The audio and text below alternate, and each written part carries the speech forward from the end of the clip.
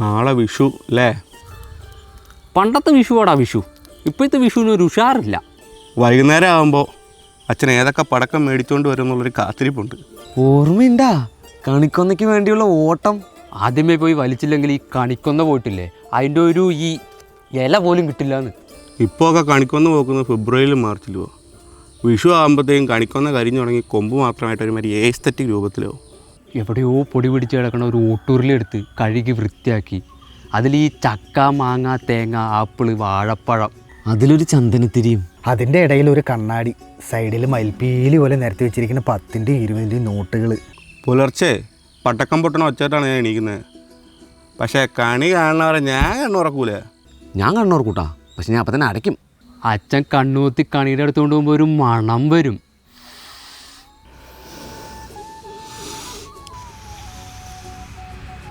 മുടങ്ങാതെ കിട്ടുന്ന കൈനീട്ടം.